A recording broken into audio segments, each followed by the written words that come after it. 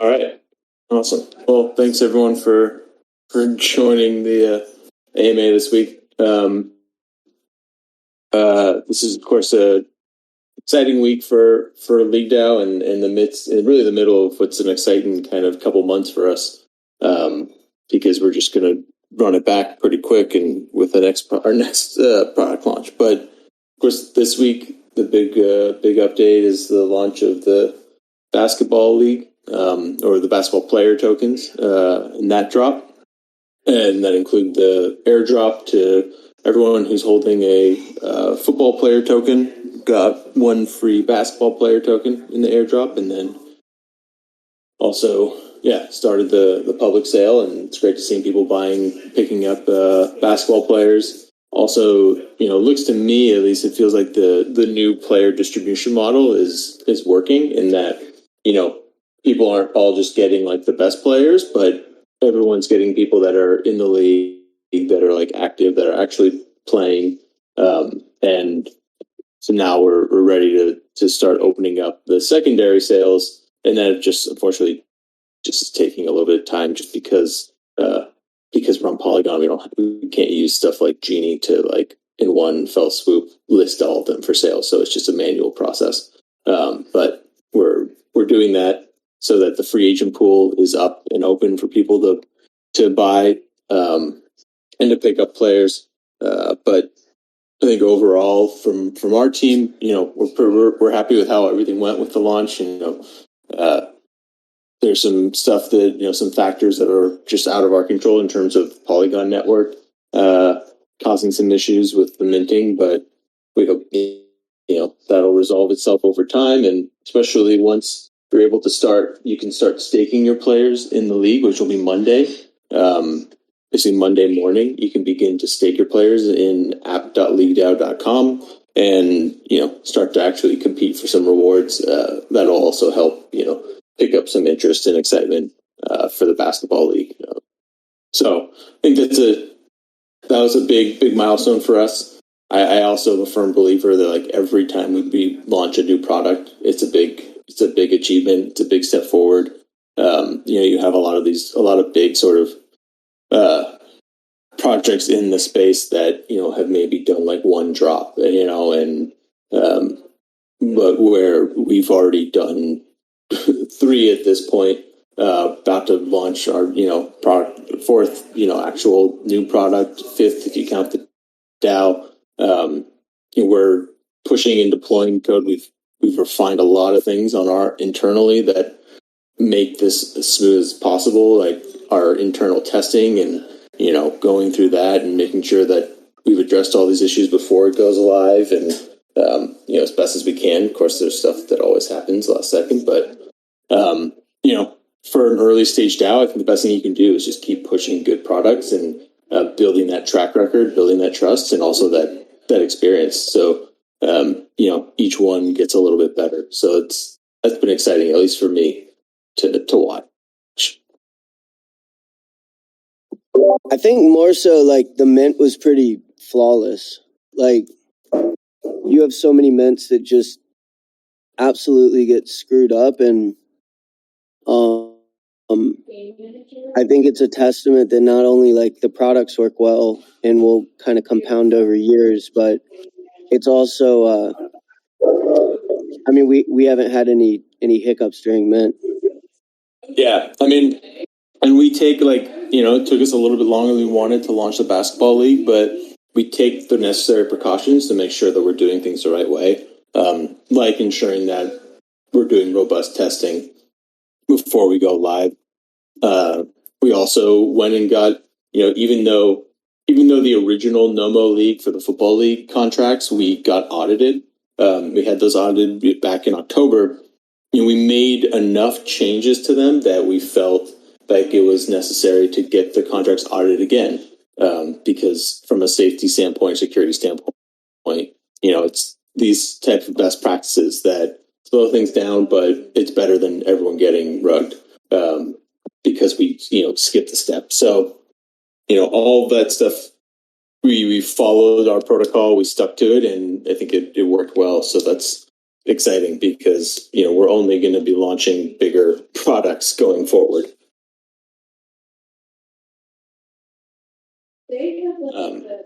So yeah, I mean, we've got the basketball league that's still going, the sales for that, so that's great. We have a giveaway going on right now. We finished one. We did a giveaway yesterday.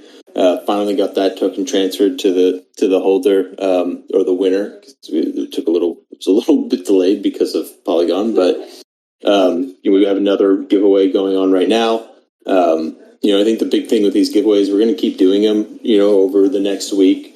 There's no reason not to. But we just want to keep spreading the word and, but organically, giving people a reason to share about the league, try to get new people in, and just keep growing in that way. But of course, we've got some other exciting stuff coming too. So, it's going to seem a little frantic from us, but, we've got some big plans and especially because, and apologies, I know I'm kind of just rambling a little bit, but, we're not necessarily looking at like, oh, did we sell out all of the basketball players in 24 hours as like a success metric, because the league, like, it's built to bring value long term and to compound, organic growth and continued growth of new people joining and coming on board and adding to the reward pool and continuing to add to that and increasing that yield.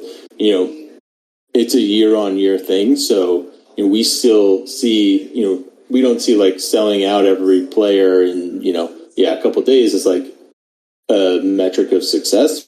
We of course, want to see that people are buying the players and joining the league, but what matters more than anything is that, we've built a good product that we know is going to continue to sustain and grow over time. And the people that are involved are going to get more value out of it. And there are people that might not, it might not be compelling to them until next season or the season after, but we know we've built something sustainable that's going to continue to grow and bring more and more value each year to everyone. So, to all the early adopters. And we've got stuff that we're still working on that'll continue to incentivize and bring value to our early adopters. So it's not like you're taking on a big risk or just doing, you'll get something out of being early to the game. Definitely. Yeah, and I think the organic growth also allows for people who may end up finding out about LeagueDAO, in the future or down the road, and still have the option to mint, top tier players without having a flash sellout and super high floors immediately without, an easier on ramp to just getting involved. So yeah, I think sticking with organic growth and moving forward with that, more people would trickle in and find out about what we're building. Yeah, absolutely. So that's the update on the basketball end. I think the big takeaway is that we see it as success in terms of our key metrics and what we're looking at. As, like I said, it's still, we launched the DAO in August. So, we're basically, the project's been going for 6 months. And so we see this as a successful, new product launch across the board from our team. So just wanted to kind of convey that for people in the community, so you kind of see where we're thinking and how we're looking at all of this. And then the other big piece is that we're getting close to launching the Non-Fungible Brackets. So our NCAA tournament pool. So that launches March 14th. So on March 14th, you'll be able to start filling out, like making your picks and then minting your brackets. So we're really excited for that, of course, because that's a whole brand new protocol. Again, we went through the necessary steps. We got the smart contracts audited.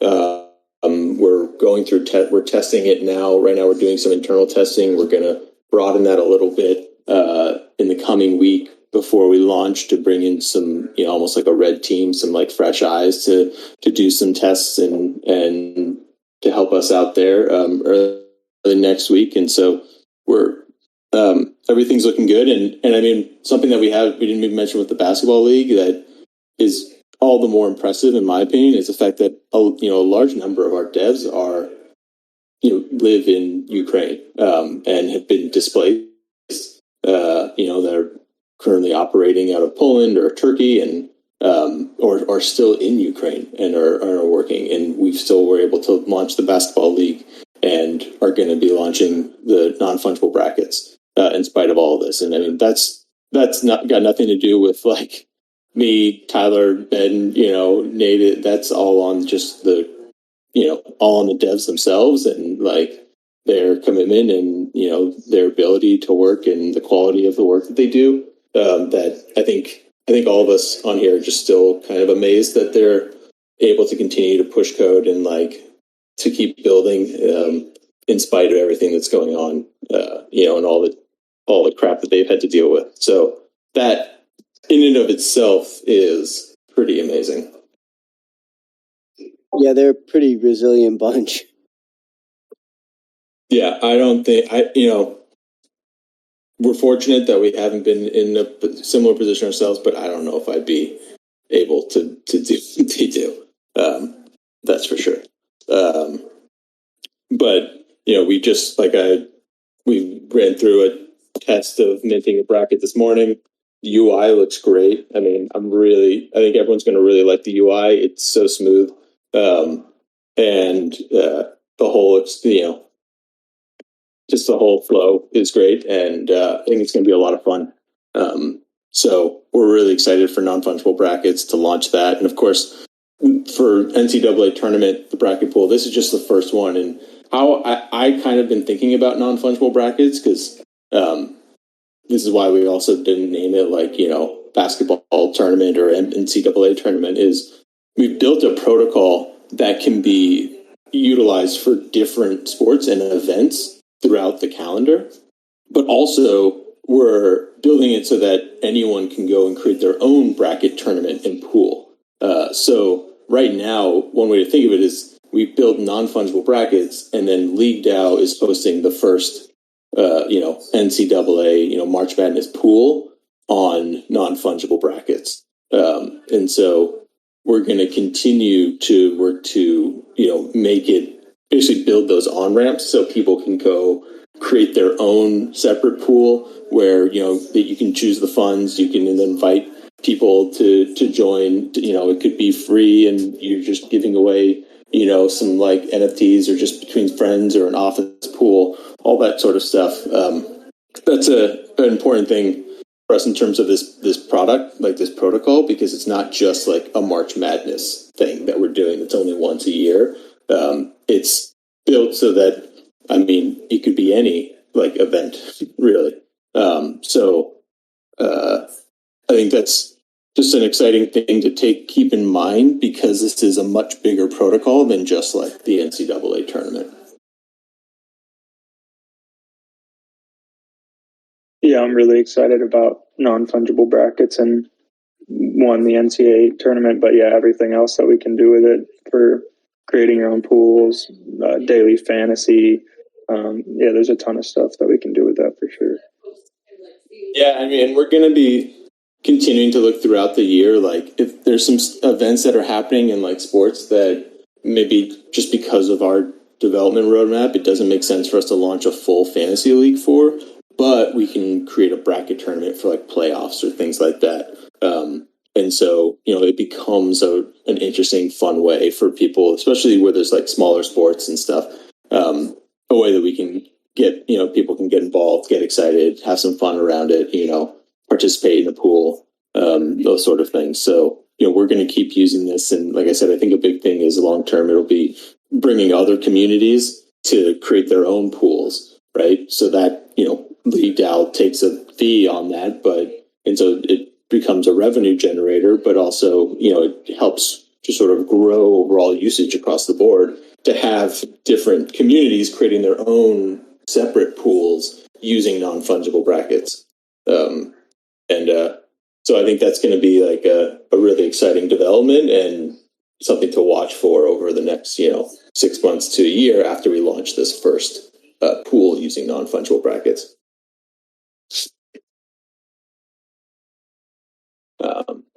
Most definitely, yeah. It's really exciting stuff for sure. Yeah. So, and other just like before we get to like the AMA part of this, other big updates we have, we have basically going back and forth, finalized a new kind of technical scope for Crypto Fantasy version 2, and that is necessary for us to get started and building that out. And I think we've actually made some modifications to the kind of to what we've talked about before, but only in a way that I think overall enhances the game experience, which we're excited about. We're going to be posting some details about that in the forum, so everyone community can weigh in, and you'll be able to see what we're talking about when we talk about like this the changes to Crypto Fantasy that we're making. That's going to be really exciting. I don't know, Nate, if you had anything you wanted to add in there.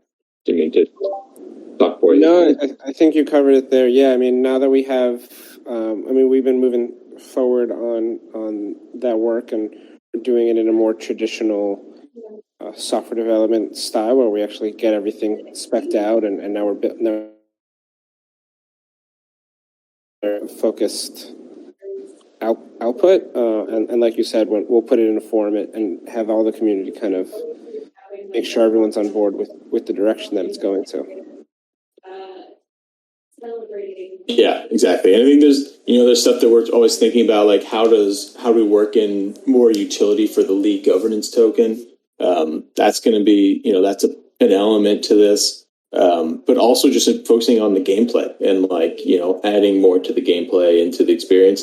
And then I think from the macro standpoint, and we're working on it's not a roadmap doc, but it's basically just almost like a State of the Union that we'll share after the launch, after the NCAA tournament, in terms of okay, well, where does Crypto Fantasy fit into the LeagueDAO ecosystem in relation to the other protocols we have, right? And how do these all fit together and combine to create this sort of ultimate,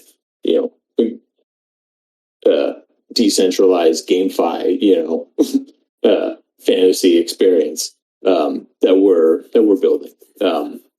So I think it's going to be really exciting. We're really excited about it, and it's going to create a great option and a great avenue for people to participate without necessarily having to get into the full on commitment of creating and managing your daily roster and for the more time intensive fantasy football league. And then the last piece being us, we continue to work on our on what we've been calling the North Star League. It's not going to be called that when we actually launch it. And I think in a lot of ways the NOMO leagues are going to kind of morph into the North Star leagues, where in the best way to think of it is, if you're familiar with what we did in terms of the Genesis Football League, where it was a private group of 60 people, but we were still using Yahoo Fantasy Sports, but used a multi-sig to manage payments and rewards and stuff. Combining that with the NOMO League, so really taking the true fantasy football experience, but then merging that with our Web3 decentralized and tokenized fantasy infrastructure. That's our ultimate goal for that, and that's why we call it the North Star. But it won't be called the actual North Star. But we're really excited about that. That's our big focus for us for heading in towards, next fall, that our team can be working on. And that includes, making a lot of improvements to our existing UI and designs and all that sort of stuff. So there are parts of that our team's already started working on, developing, because they're components that we know we're going to need no matter what. But that's a really exciting thing, because that's, we're talking the long-term vision for LeagueDAO, and where does value come from? Where are new users coming from? How do we continue to improve the game? So we've got a lot that we're working on there that we're really excited about too. So a lot to be excited about for LeagueDAO. So that's, I would say, just the 5,000 foot view update. on LeagueDAO. I don't know if we want to move to the AMA part now. Cool. Yeah, I'll pull that up right now. So Agent was saying he posted in the LeagueDAO forum regarding the free agent swaps, and was wondering how that type of mechanic to add or drop free agents would work. Yeah, so part of our plan for this kind of building out this sort of more robust fantasy sports gaming experience requires I refer to it in like our internal documentation, and if you've kind of seen me talking about it, sometimes I reference it. There's like three pieces to the puzzle, or like three legs to the stool that powers, right, decentralized fantasy sports. One is tokenizing your players and teams, right? Like that's, and we all get that. The other is the infrastructure, right? Like the oracles we've built, the smart contracts for like strategy and gaming that take stats, turn them into points, and then informs a reward contract, that sort of stuff. And then the third is liquidity. And liquidity can mean a lot of things when we're talking about fantasy football, right? It's not just like the traditional liquidity in terms of buying and selling. Liquidity also means the ability to trade players, right? So when and not just swapping them with the DAO, but user to user trading, and having a forum and a mechanism to do that in a like a safe way. But that also means adding and dropping free agents, which is really,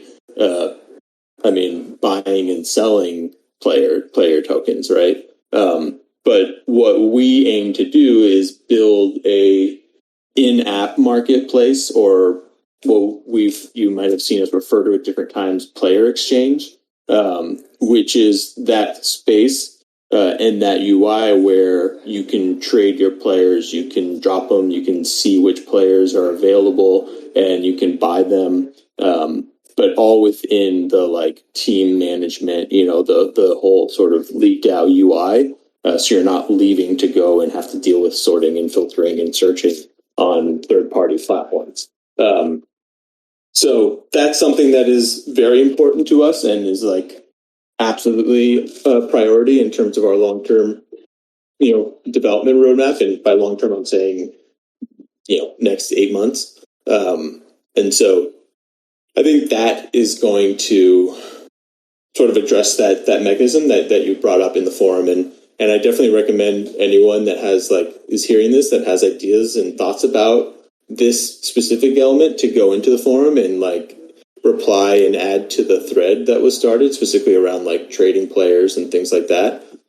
Because I think it's a really important mechanism in order for us to have a fun game experience, which is, the ability to pick up new players and get rid of old players, that sort of stuff. So I hope that answered the question.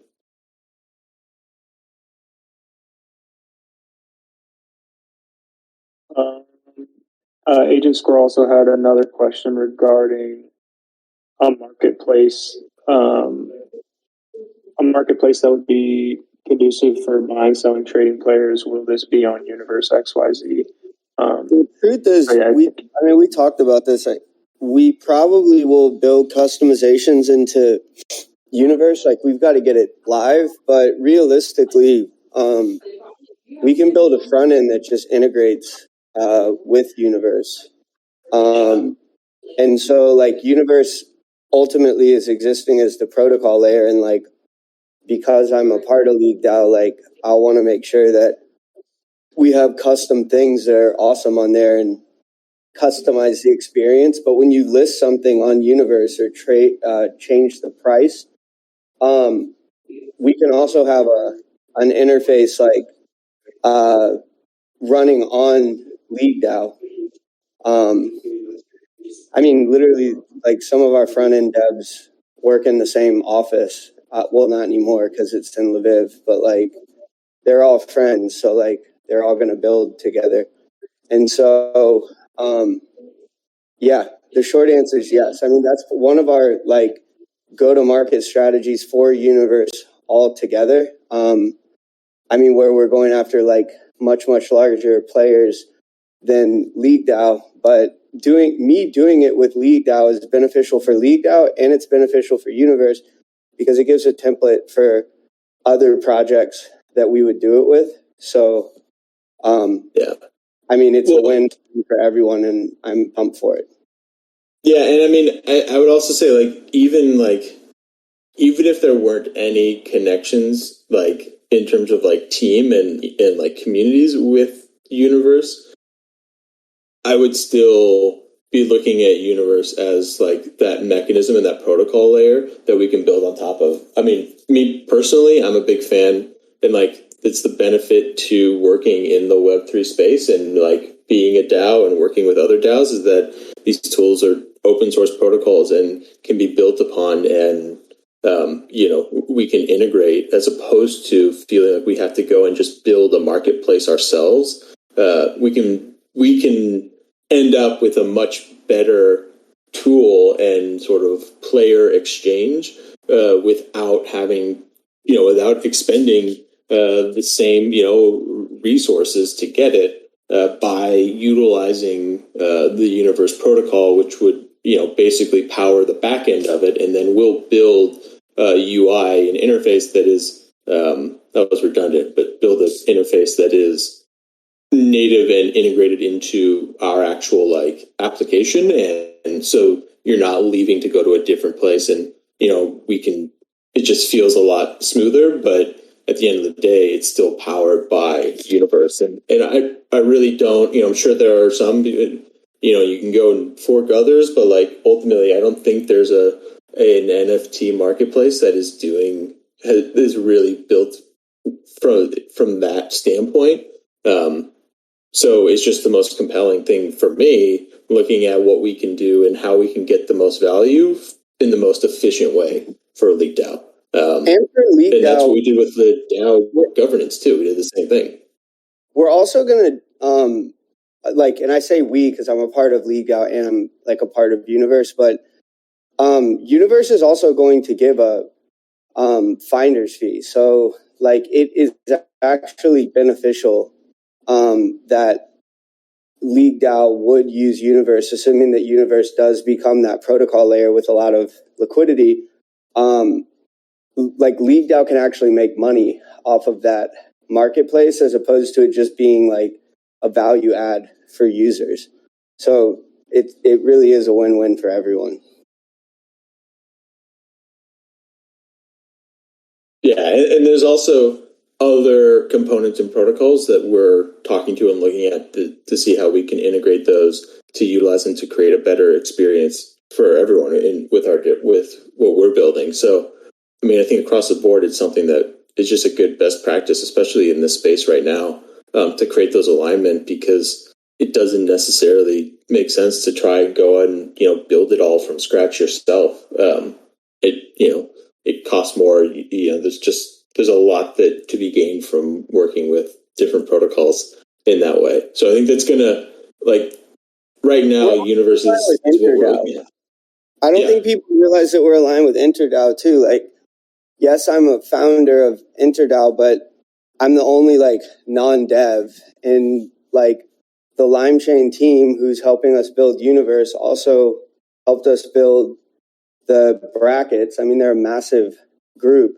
And so like George and the InterDAO founders that actually are banging out code, they're very much looking at LeagueDAO, and like, I mean, I don't know the immediate use case that we would align on, but as all these things start to gain traction, I mean, LeagueDAO is going to be a part of a lot of that innovation for hopefully years to come. Yeah, exactly. So that was a long answer to the question, but hopefully it gives some clarity as to how we're thinking about things.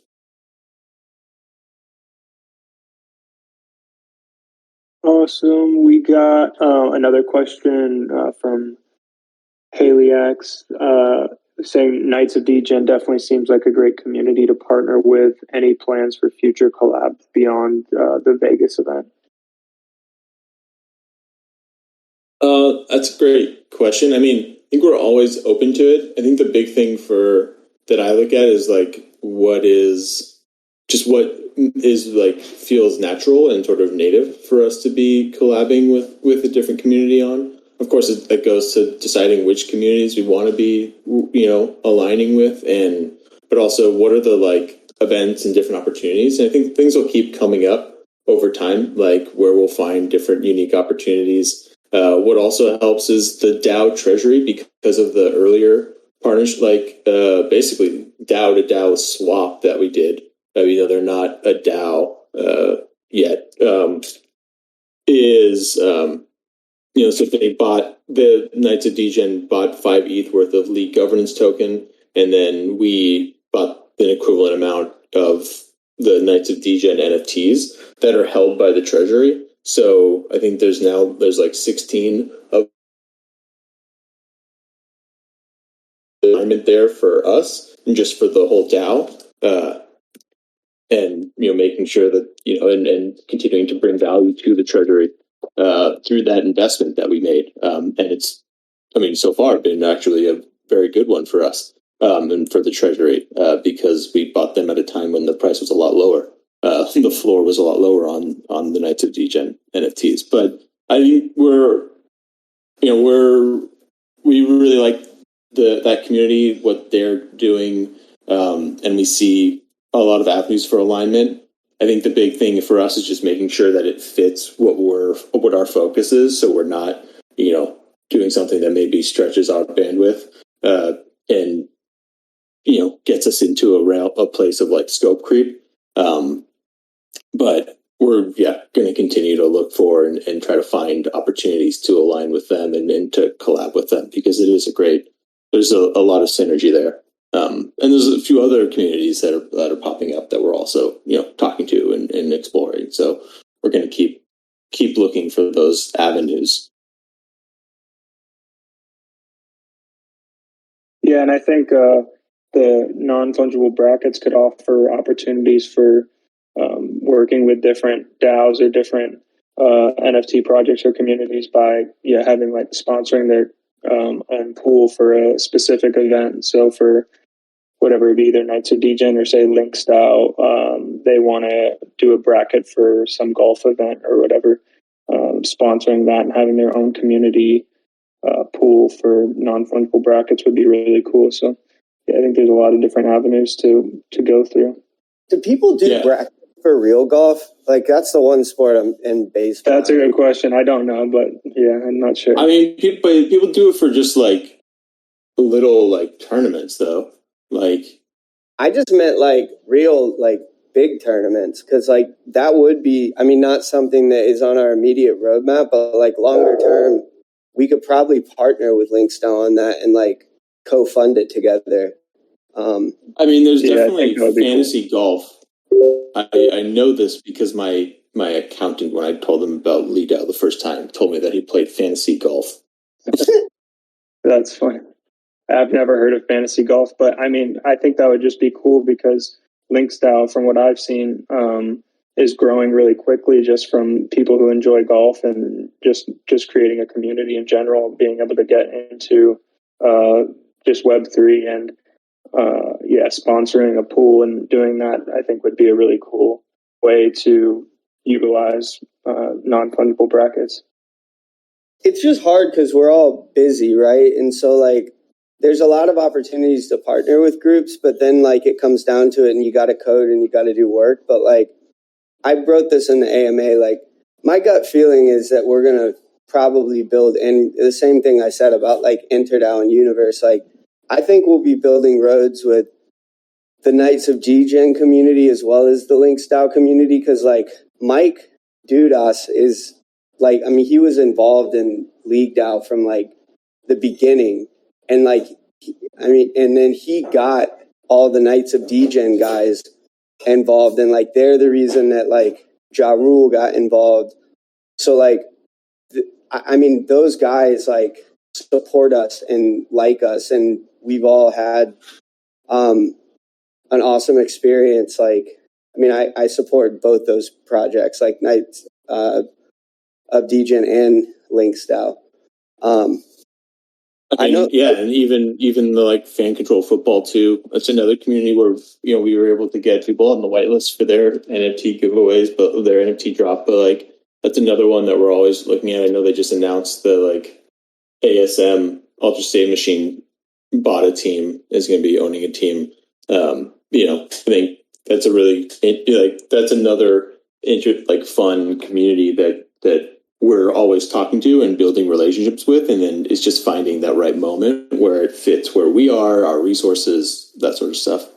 And ASM and all the fluff stuff as well. Like ASM, I think I'm one of the largest holders of ASM or the Asto token, but I'm also I'm really close with the McDonald brothers. Like when that game comes out, like there will absolutely be ways to collaborate. And then through that metaverse I'm trying to build through Universe, I'm putting baseball stadiums and soccer stadiums, like those little Nomo guys will have a place to run around. But I think it's just kind of we have this mesh network of groups that are building this kind of, I don't know what to call it, transparent or invisible universe. It's just it's this metaverse. I mean, the open metaverse. This mesh network that we're building around has already started to see a lot of success, and LeagueDAO is a part of that mesh network. I mean, we all have good reputations. We talk to people a lot. We're passionate about this stuff. It's just, it takes time, we've got to get this stuff out. I've even talked to the Illuvium team about Illuvium fantasy sports and stuff. That's not on the roadmap, but when they want to do that, they're probably going to hit us up as opposed to someone else. So I think that's kind of the benefit of what we have right now, is not only the fact that we ship these protocols, and I just think of LeagueDAO as something that's cool as fuck. It's fun for me. And I think a lot of these people that are running large protocols treat it the same way. Yeah, that's a good point. And I think that's an important thing to think about. It's where do we fit into this ecosystem? And we're not a DeFi protocol, or we're not dealing with banking and finance. And I think it's important for LeagueDAO to ensure that we're a place that people go to, have a good time. We're also not just PFPs and that sort of stuff. And we bring a unique value proposition to this community and this mesh network, and continue, and then using that to help us guide decisions about what we're building, what is our value prop, and then when we're talking to people about different opportunities and collabs, what does that mean? Where does it fit in? What are we doing?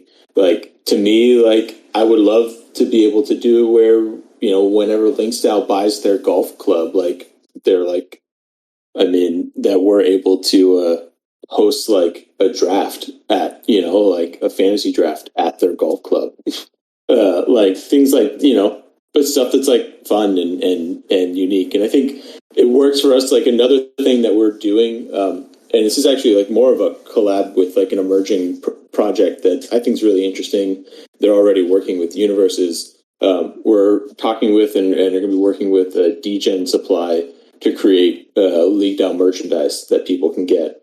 You've probably seen me share some of the custom limited run football and basketball jerseys that I've been making for LeagueDAO.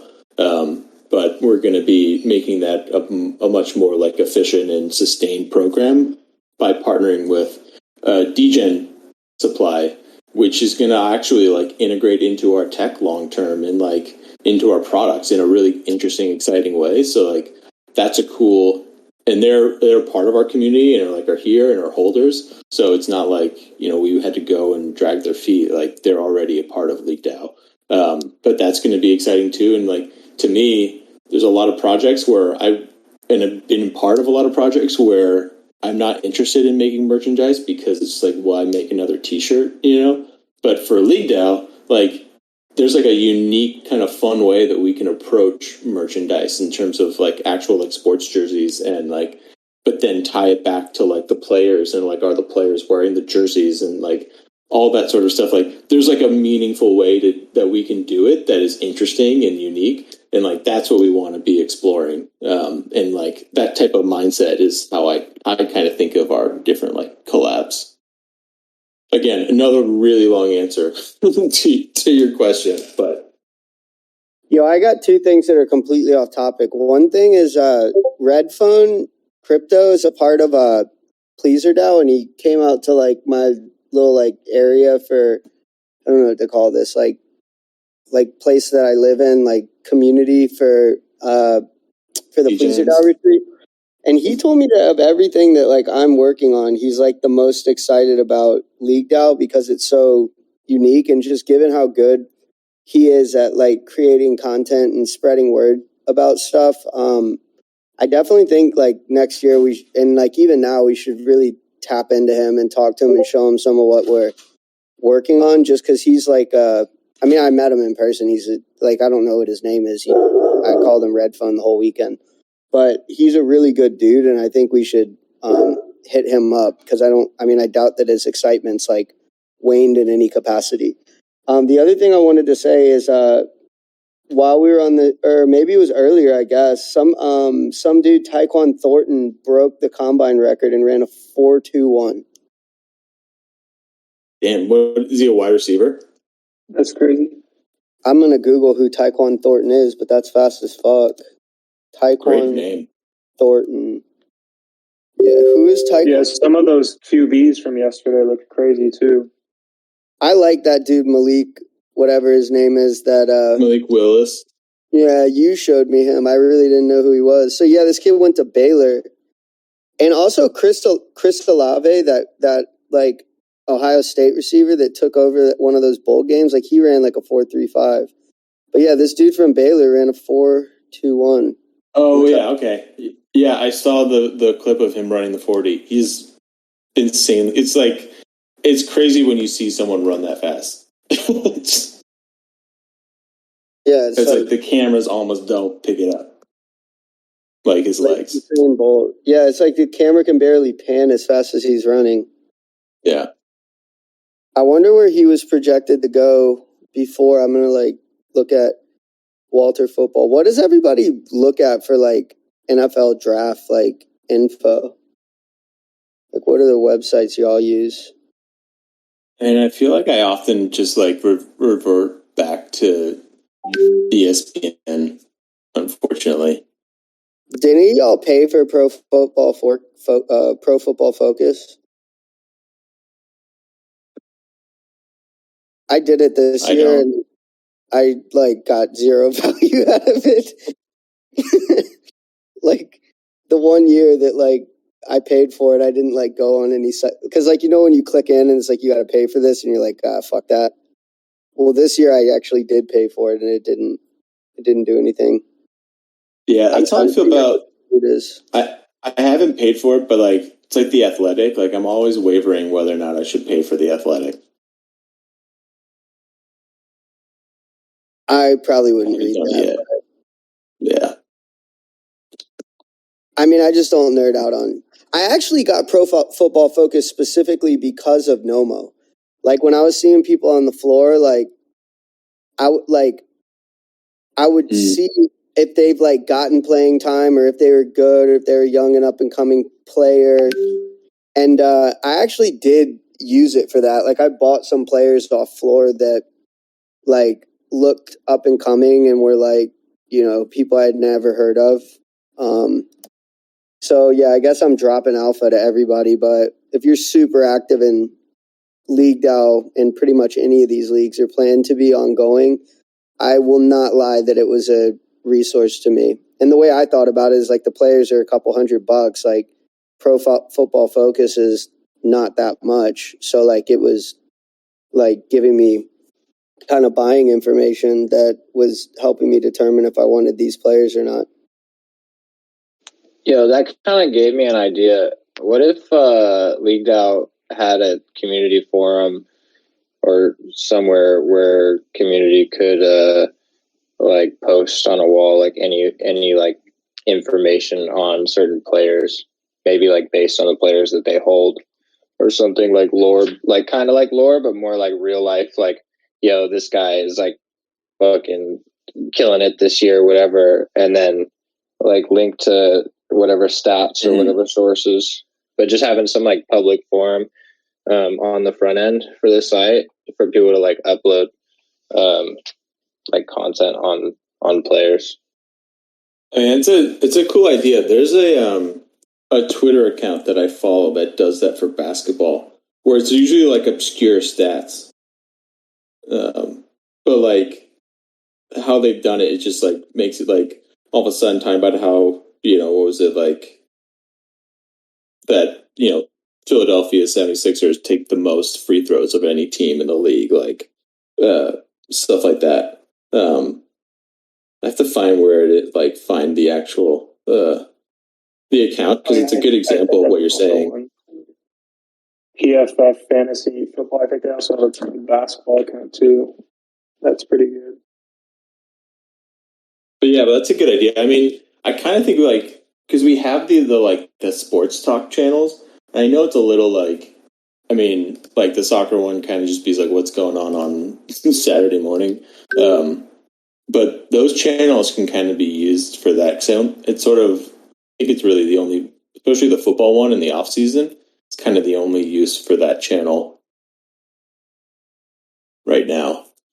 I was just thinking about, I liked, we did some like competition for the polymorphs where we were trying to like get the most like lore written for the characters. And I know it's different because these are like real people, but I just thought that was really fun.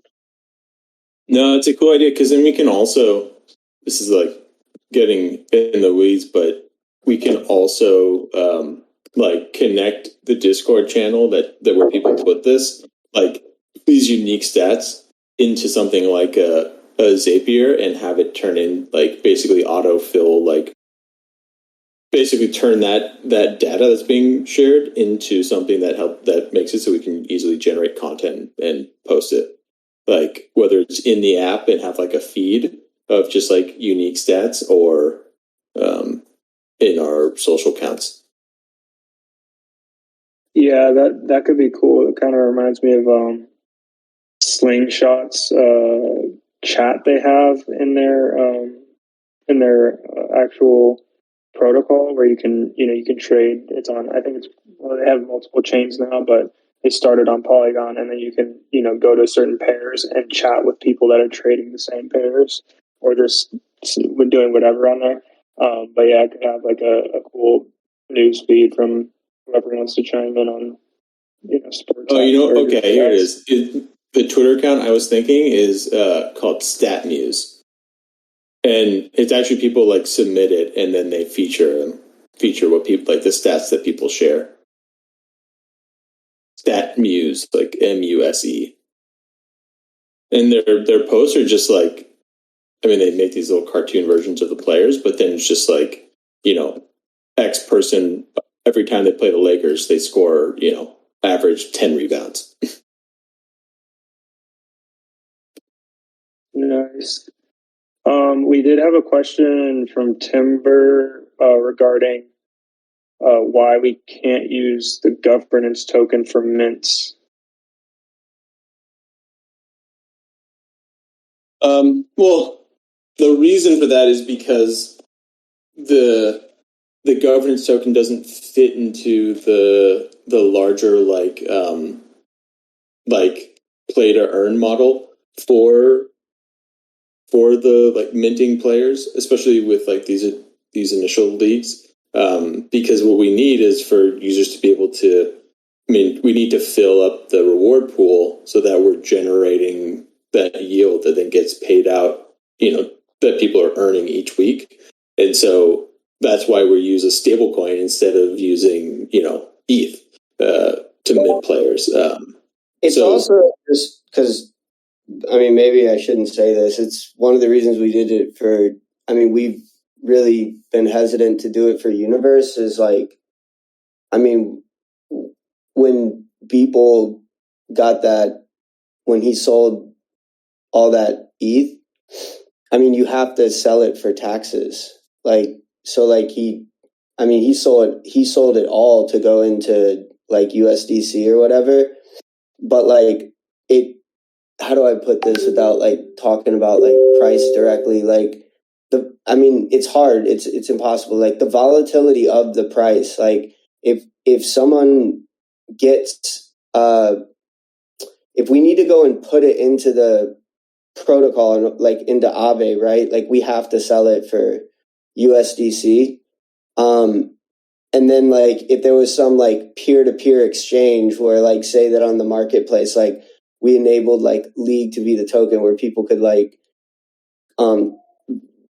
trade a player League for League.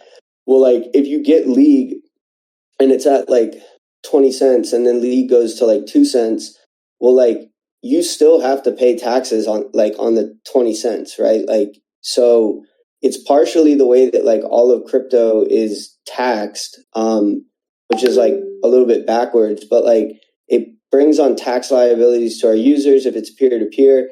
If we have to then go put it in Aave, we immediately have to dump the token. And so like it's better that we don't use it for that purpose. Like that's why we really don't want to use like the XYZ purpose for that. And Universe, that's why like DeFi tokens don't like let you take their native token. Like you don't like deposit in Aave using USDC and then like they convert it to, or I'm sorry, don't deposit into Aave and they convert it to USDC for you. So like I hear what you're saying and giving it utility and like, but if you extrapolate what happens via that utility, it's not really good for any of us.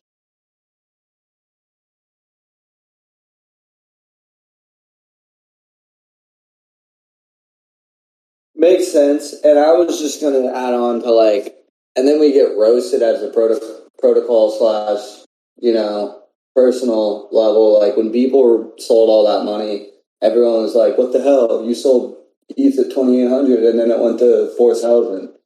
So, I mean, you gotta just make everyone happy. And the easiest way to do that is to make some people unhappy.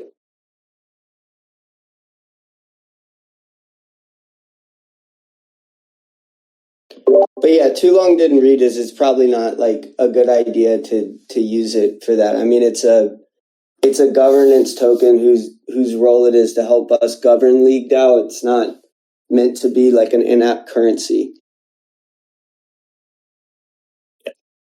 Which doesn't mean that we can't build more utility around the governance token.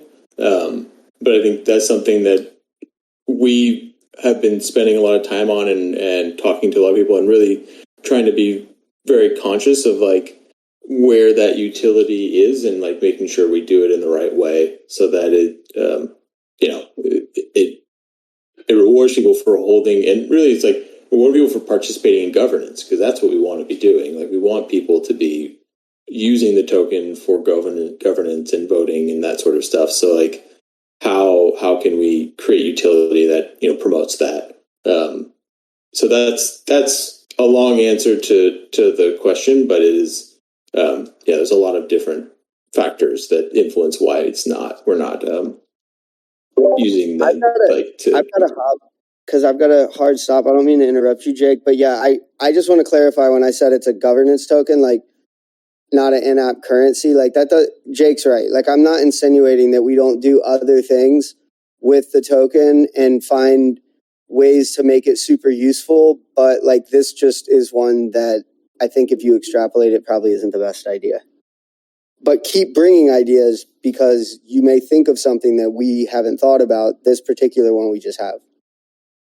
Yeah, that's a good point. I mean, and this is to anyone, like we really, really do like want and as much ideas and feedback, that you guys have, like please share, put it in the create a new thread in the forum. And I assure you, if you create a new thread in the forum, I'm going to read it and I'm going to look at it and probably reply to it and we changed the whole model for like how we're supplying players for the basketball league because of the feedback that we got. What we're building with like the next football season is 100% being informed by what like the feedback that we've been getting and from ideas people have been throwing out. So please continue to do that, because that's so important for us, because we can get kind of myopic, but any ideas, like good or bad, are helpful for the project. All right, y'all. I'm out. I'll talk to y'all later. Happy weekend. Glory to Ukraine. Fuck Vladimir Putin. Goodbye. Peace. We had another question from Victus. We touched on it earlier, but I think that he missed this part regarding the ability to trade players for new mints or free agents. It looks like he got a double mint of the same player. But yeah, if you just want to touch on that, Jake, for just like an overview.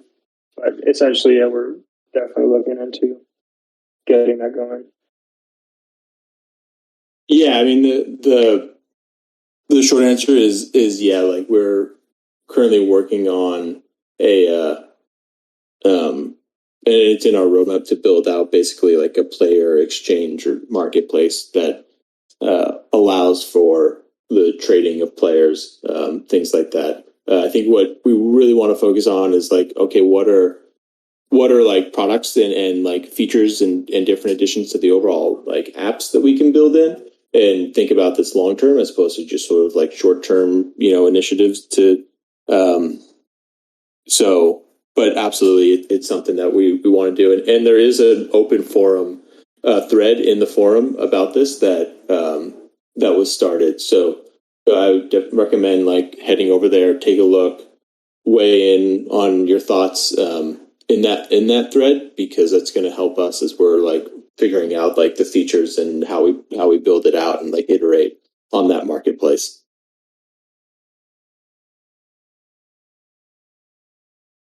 Definitely. Text Zen was asking, would we ever consider using USDC or other stable coins for the protocol? I feel like DAI is just one user-unfriendly step. So DAI, we this is something that we talk about internally a lot and gone back and forth, but we actually settled on DAI because of the decentralization aspect, and with USDC, there is technically a mechanism with USDC that like they could freeze the tokens. Like at some point, someone could do that.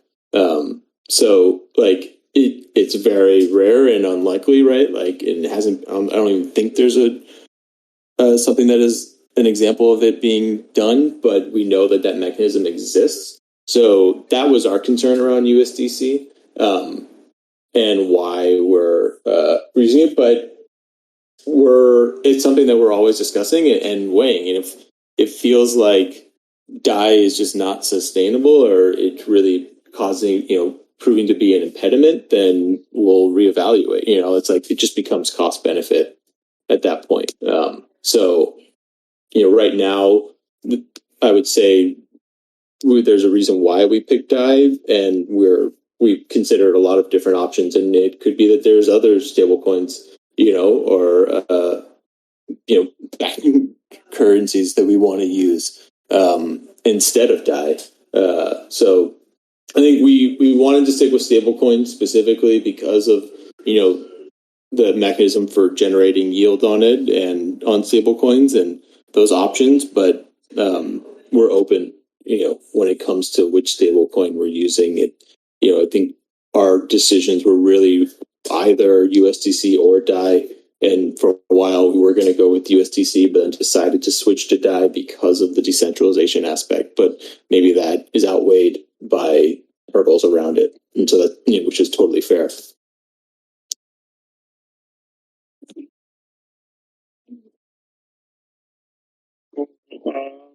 I'm not sure if there's any more questions. I know people are excited about soccer and fantasy Premier League coming, looks like. So that's definitely something that... we throw up to Sir Cornelder. He's asked to join the stage. The eldest of the corn.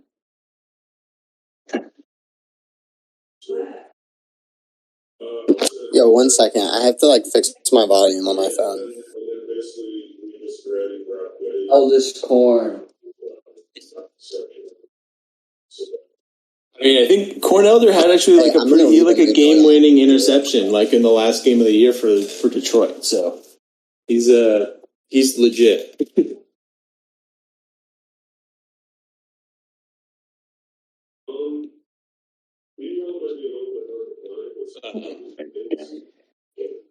Cornelder's having technical difficulties. And then I guess maybe while we're getting closer to wrapping up, I will share we're going to be sharing the RSVP, the sign up link for the March Madness watch party in Las Vegas. So we'll share that after this call with everyone. I don't know if there isn't a way for us to share it with just the people that are attending this right now. So you guys get first crack at it, but we'll put it in general. Or we'll put it in the AMA questions channel first, so you guys can sign up if you're going to be in Las Vegas and want to attend, because that should be a fun event. And then either way, it's just going to be fun during the NCAA tournament, no matter what. The first round of the NCAA tournament is one of my favorite times of the year because you just get to watch so many basketball games and root for so many teams that you just normally would never care about. Yeah, it's going to be a lot of fun. Should I shoot that link over right now? Yeah, why don't you put it in now? All right, cool. What is it? You were talking about the payment options. I know I've talked to you a ton about this, Jake. And I've been thinking about it, and I've been thinking it would be cool if we implemented a way for. I mean, I know it would take time, and it's not, maybe the space isn't even at that point yet. But it would be cool if people had options, in my opinion. Like people could maybe buy it with Ethereum on mainnet, or they could buy it with DAI on Polygon, or they could even buy it with their credit card or something. I don't know. Moving towards something like that though would be really dope if we could have options for people. I don't know what you think about that. Yeah. Well, I mean, one, paying with credit card is that's at once something we're already integrating.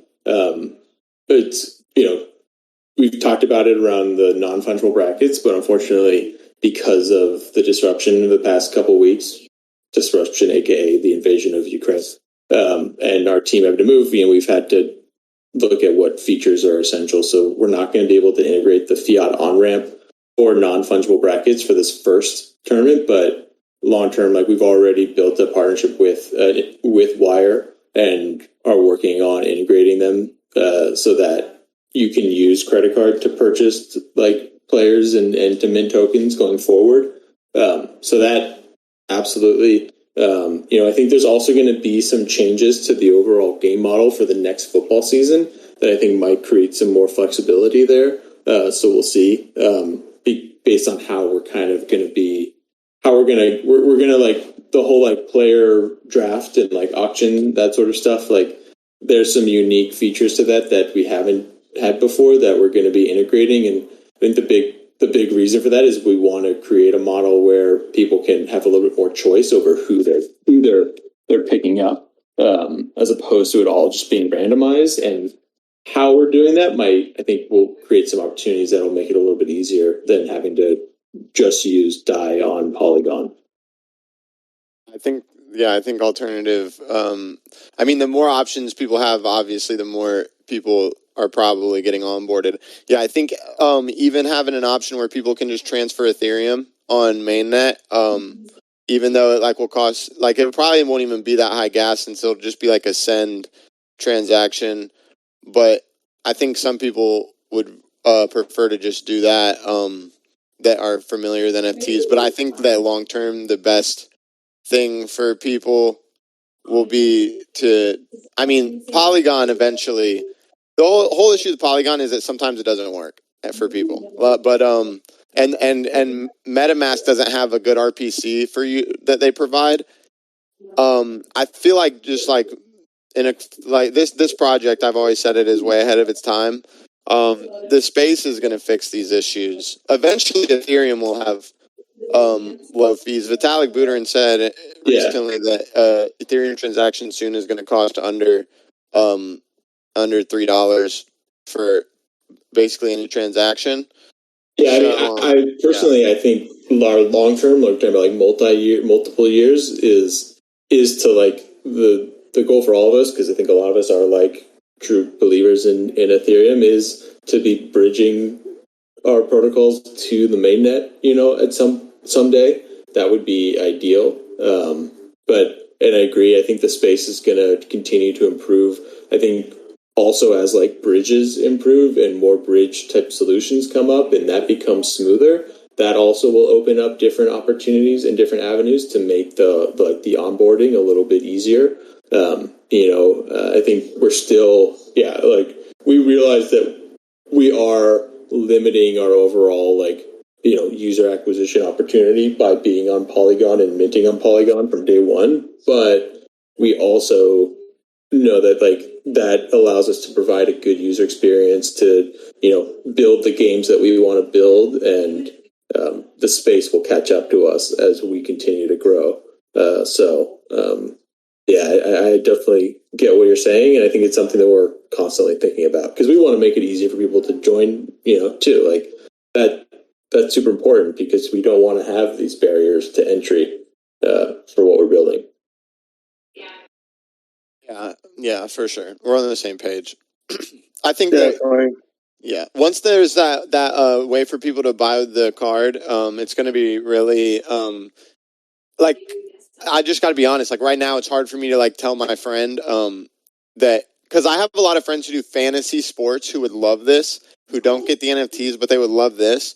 But I can't tell them yo, go start using Polygon when they haven't even started using Ethereum. So once we have, even using Ethereum would be tough for them. So once we have a way for them to kind of do this with a easier payment system, which would be fiat, would be probably the easiest. Not even Ethereum. That would be huge. If you guys are, I kind of realized y'all were working on that. I didn't realize y'all were that close, but that's going to be big when you guys are able to do that, because everyone's going to be able to tell their friends that love fantasy sports, but are kind of don't see any, just see the NFTs as art. It's going to be big. Yeah, exactly. Oh, sorry. Go for it, Ben. Oh, no worries. Yeah, I was just going to say, and another thing is, there's a lot of the fiat on-ramps coming into fruition. I was using Dharma for a bit, which was really nice, but it got bought out by OpenSea. But there's things like MoonPay, which are a bit more it's like using a centralized exchange, but in most cases, you're going to have to use one to at least get some funds on before using DEXs and whatnot. But there's MoonPay, which you can buy stable coins directly with. And I don't think they actually offer DAI as of yet, but they offer USDC. And then once you get it, you could just swap it into DAI, and you'd be able to directly have stables on Polygon without having to bridge anything. But yeah, the credit cards definitely will make a big impact just for people who want to just buy it quickly. And then, it just as more development goes on throughout the ecosystem for onboarding, I think we'll see some more traction for sure. If a protocol eventually releases a decentralized alternative to MoonPay, we could just transition to that. But yeah, this product is what it is, so we're going to use the tools that are available. Sometimes the decentralization for anything in finance is definitely the best way to go, but the tools aren't all built yet. So sometimes you have to just accept that and use that centralized thing that's available, like MoonPay, for example. But yeah, it works great. Not everything needs to be decentralized, just like not everything needs to be an NFT. But for the most part in finance, you do want anything you're using decentralized. But yeah, that's what we're the people building that. You know what I mean? So yeah, and that's where it's the tools because MoonPay and Wire and Ramp are I think the three probably leaders in terms of the on ramps. And one of the reasons why we're actually we picked Wire over MoonPay and Ramp is one, because they support DAI on Polygon, but also they've actually shown a willingness to like be able to like partner with them and use their tools as a DAO first entity. So most of them, like, you have to go through KYC and like KYB, which is know your business, and you have to have like an actual like LLC or corporation in order to use their product, right? Even if you're just integrating it into your, like, that's from like the LeagueDAO standpoint. The thing about separate that, from though, what consumers have to do. Yeah. So I was going to say the thing about that, though, is that I feel like most people who would be using that feature, like to buy with their card, as opposed to using crypto, are people who already do that when they use websites for the most part and won't care. Well, no, I'm not even so what consumers have to do, they're going to, like, consumers are going to have to continue to do KYC. Like, that's just what it is. And I've had to build out KYC and like KYB, like integrations and flows for products in the past. So like, I spent way too much time dealing with regulatory crap on other products I built. But like, the big difference is also if like, you can't just sort of like plug in these tools. Like, you have to have an account with them, right? And you have to like build an integration with them. And so like, they make it easy, like APIs and SDKs and stuff for their integration, but you still have to have like a corporate account. And Wire actually allows you to create a corporate account as a DAO first entity. And so, which means you're not supplying like an EIN, like tax ID for an LLC. And that's actually nice. That's pretty ahead of like, I mean, impressive of them, and like is bullish on their part. So that was, to me, a big thing. But they've also built out a pretty simple, like a pretty easy UI and basically like NFT specific checkout that is almost like a storefront, but just where you can purchase the NFTs directly, to take the step of like buying the crypto and then doing the swap, spending the, using the crypto to buy the stuff. You can actually just buy directly. So take a step out of the user flow. And that's what we're working on, is like not just even being able to just pay with your credit card, but also how do you create a fuller flow, like easier flow, including things like, one of the big ones that we're working on from a wallet standpoint is Magic Wallet, which is basically like built upon like Fortmatic, which allows you to easily just create a wallet by authenticating an email address. And so if you're like not crypto native and you don't already have MetaMask or something, being able to go to the app, use your email to create a wallet, and then purchase in one transaction, purchase your players and stuff, or like mint your NFT in one transaction, then all of a sudden you've created a really smooth onboarding flow for people that aren't already crypto savvy. Now, long term, of course, we want people to be using like MetaMask and hardware wallets, but as an onboard funnel, like that's our goal, is to actually make this super smooth. And then also, us being on Polygon allows us to do things like creating like meta transactions to create basically a gasless user experience. So like, because the problem is, if you let someone just buy the NFT directly without, with credit card, then do they have any like Matic to actually pay for gas when they have to like stake or unstake and claim their players and that sort of stuff? Claim their rewards.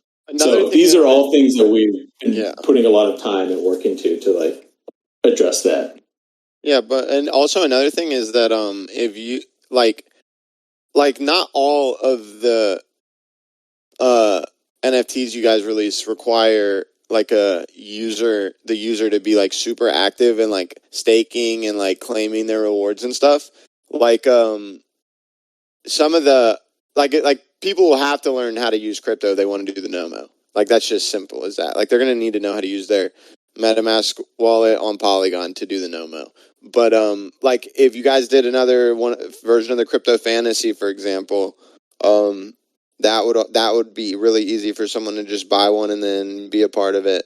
And then same with this March Madness thing. I know that you guys were saying that might not work out for that, but even for like the next time you guys use something like that, like anything where like the person isn't really changing their NFT that much, it will be perfect for them to be able to just buy it and then be involved. You know what I mean? Yeah, absolutely. No, I mean, I think that, the takeaway is that this is something that we are very conscious of, and it's not. It's also goes beyond just making the like user flow, like being able to buy with credit card and your wallet and that sort of stuff, like making that as seamless. It's even thinking about pricing and like how the different protocols and games we've built, like how do they sort of level, and so we can allow a price point, a price of entry that is lower for some protocols and works for them, but others being for more of the like the degens that want to ape in and and then compete for a bigger prize. So the part of that is where daily fantasy might come in, and but also even like the bracket pools or crypto fantasy, and that's also stuff that we're working on in terms of how do all these different protocols fit into LeagueDAO as a whole in a kind of smooth way that creates a unique user flow and user funnel. But and flywheel really, right? Like to get people to continue to like once they're in the funnel, how do we get them to like continue to participate and join new sports and all that sort of stuff? And I mean, I think an interesting stat that like I was reading this morning as we were specifically talking about pricing and stuff is if you look it up wow, I'm blanking on the name of the daily DFS platform.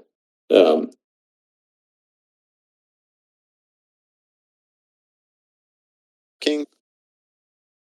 The end of year reporting or like their Q4 reporting for 2021, they break down to like the average amount of money that like their active users spend on DraftKings is like $80.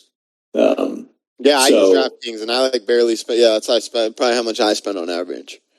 So that's where like for us it's thinking about, okay, like how are like some of our products and like and our games, how can we have different levels, so like tiers, so that way you can have that like option where people can come in and play and participate without having to spend thousands of dollars. They have a really good but setup, then bro. also I've won $750 on there betting with $5 on DraftKings, and I'm not saying everyone should go do that because I've been using it for a long time, but it's just like it gives you an opportunity to actually have a chance to win good money without doing these bullshit odds that are like if you pick the team that's going to win, you don't even get like your money back times 2. You know what I mean?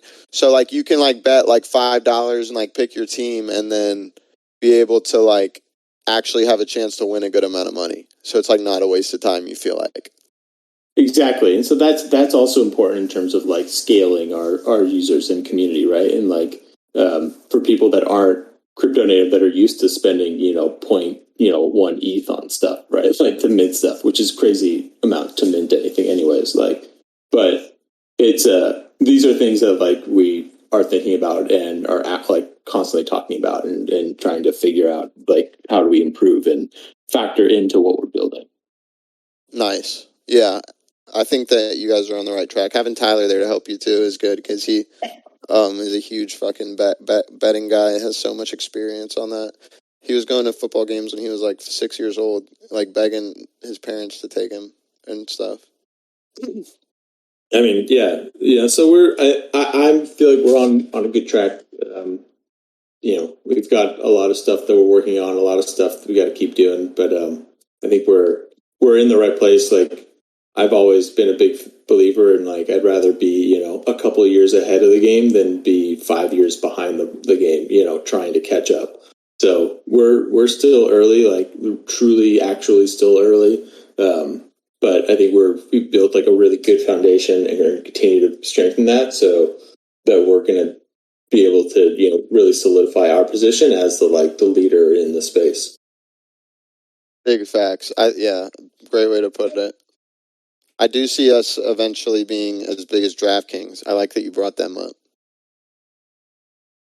Yeah, I mean, I recommend like taking a look because it's public, that report, and like take a look at it. It's, one, you see how unsustainable their business is, and like what the hurdles are, but also to kind of get a sense of like what the actual like common users experience is. So there's some interesting stuff there. But all right, I mean, I think we've gone for almost an hour and a half, so we can wrap this up now. Cool, sounds good. And yeah, you guys can look out for an announcement regarding a little meme contest soon, a little alpha for the memeologists. That's exciting. Yeah, we're gonna keep doing that. We're gonna keep doing some giveaways. The next, this week's been big. Next couple weeks also going to be big with Non-Fungible Brackets launching on March 14th. So just stay tuned. Chad, I see you in here. I need some Chad memes. He made some good polymorph ones that I like, that I use still. So we need you to get some memes for LeagueDAO. Need that. And then lastly, just a reminder, we have a giveaway going for a basketball player token. You can find the info on the giveaways channel, and that ends in a few hours for today. But yeah, join that if you haven't, and we'll catch you guys next week for another community call. All right, bye guys. Later, everyone. Thanks, everyone.